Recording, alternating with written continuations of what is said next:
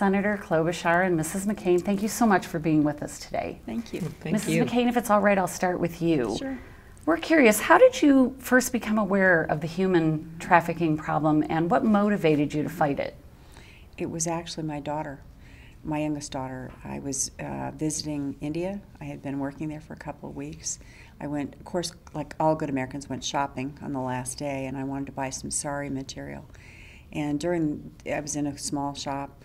I heard some cluttering under the floorboards, asked the owner of the shop what was going on. He said, "Oh, it's just my family." I could believe that, the family, only to find out in the course of the conversation and me being able to see through the floorboards that it was about 100 little girls underneath the floorboard.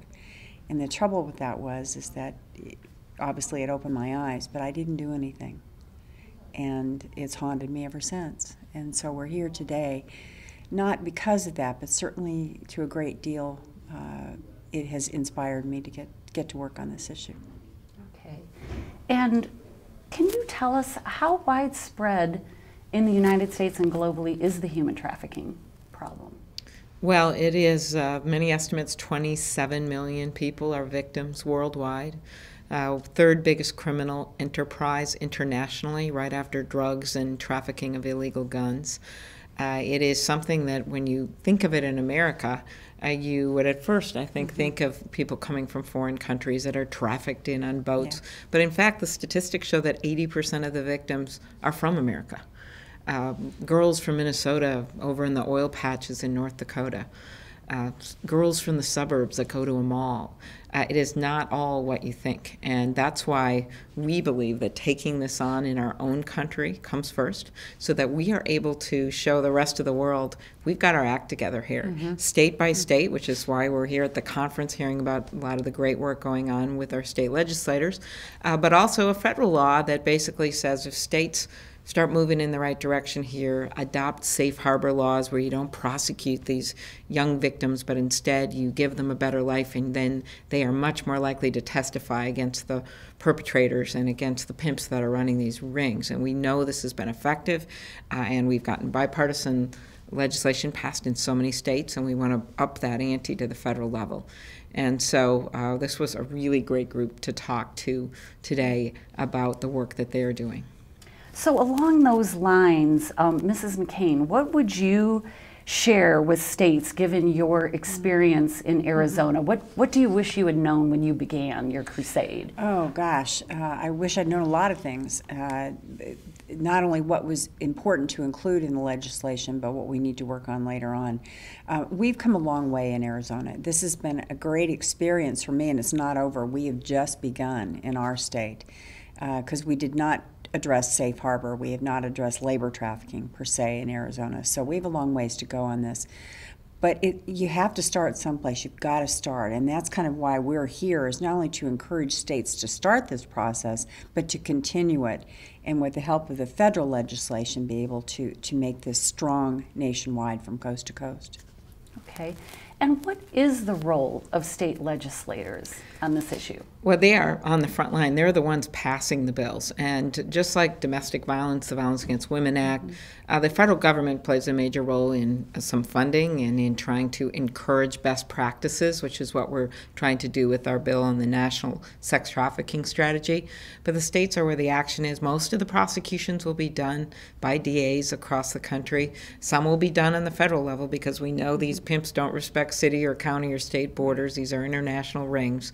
But it's very important that the states get involved in passing bills, not just to say it's a problem, but to actually do something about it. And one of the things we found in Minnesota is that the best way to do this is to get people together involved in this issue first, collaborating with the police, prosecutors, the nonprofits, really everyone involved, so that they go to the legislature when the legislators introduce a bill, hopefully a bipartisan bill, they're able to have these cops and nonprofits standing behind them, because it's a different way to looking at this. Yeah. You're not looking here at these young girls as criminal prostitutes. Right. You're looking at them as victims, as children, and saying, we're going after the people that are running these rings, the guys that are doing this to them, and we're going to go after it in a big way. And it really changes the way America has looked at this problem before.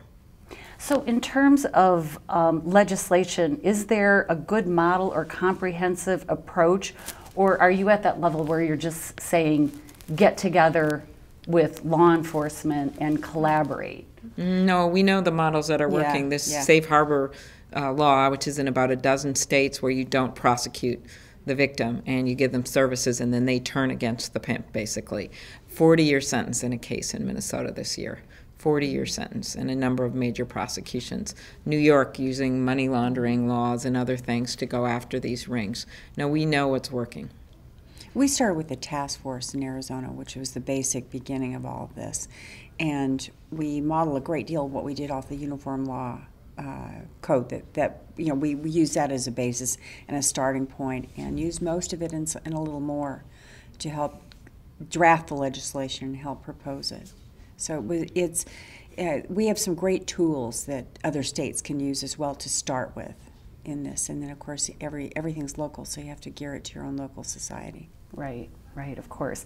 So we talked a little bit about how widespread this problem is.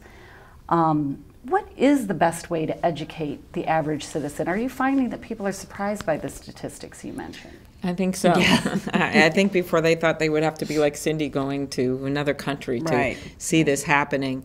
And I think the best way is taking up these cases and bringing this to the public's attention. Sometimes you can work on an issue in the trenches for a really long time and no one takes notice. Believe me, people take notice of this issue because they cannot believe it's going on in their backyard. Yeah.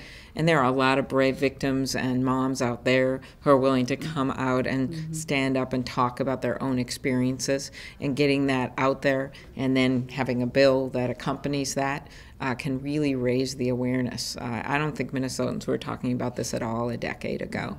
Part of this is the internet. That's part of, we love the internet, but it's part of why these crimes occur, because it's made it easier to sell young people for sex.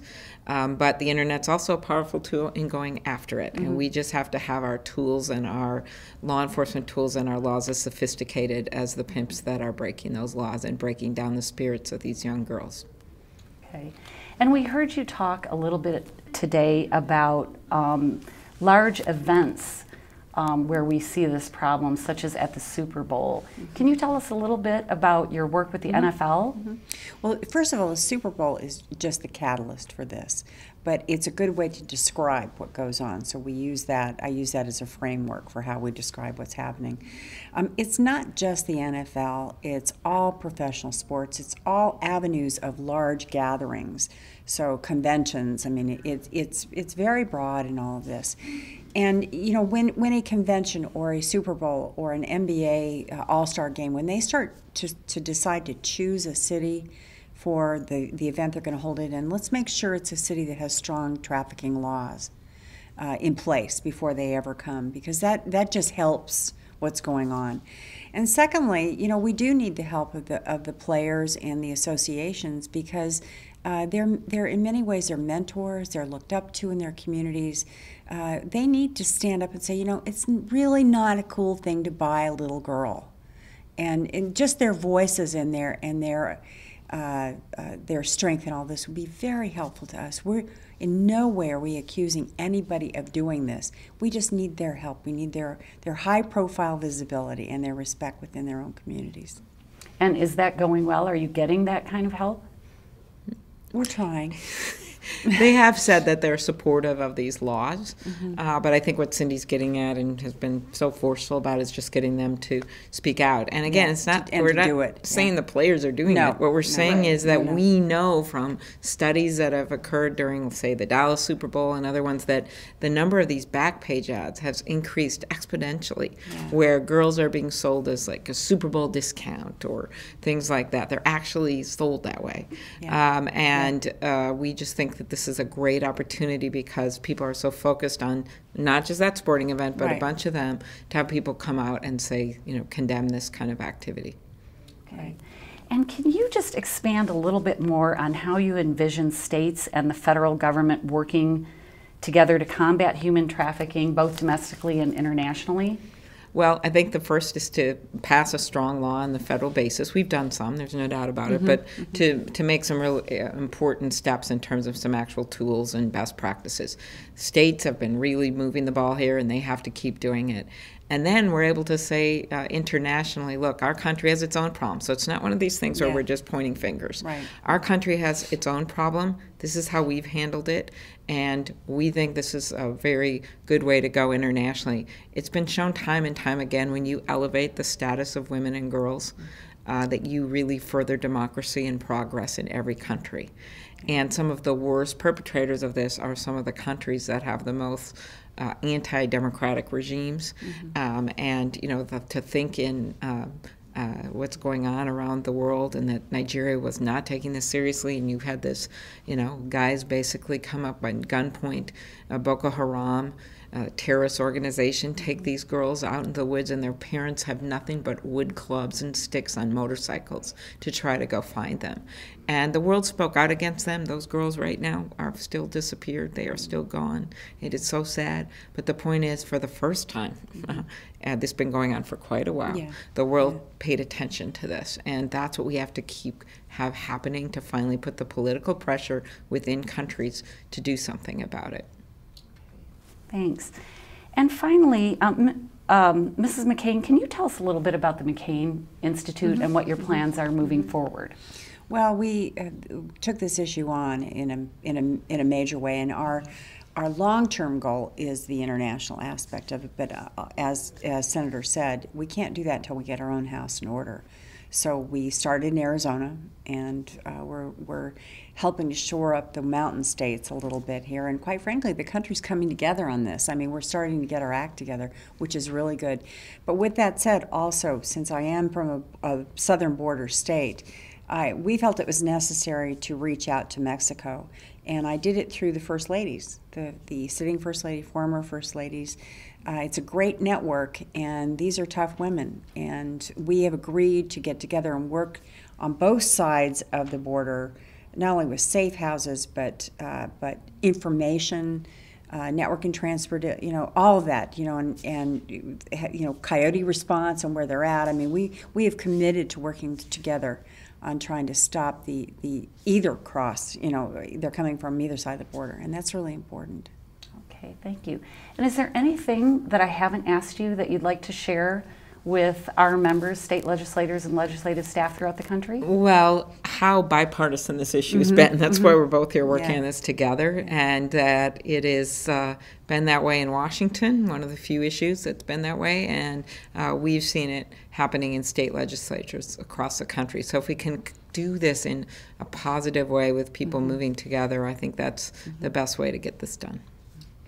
I agree, and I also want to say that this is, like the senator said, it is not a partisan issue. This is not a political issue. This is a human rights issue. That's why we should all, there's no reason for us all not to work together on this issue. Okay. Thank you so much. Thank you.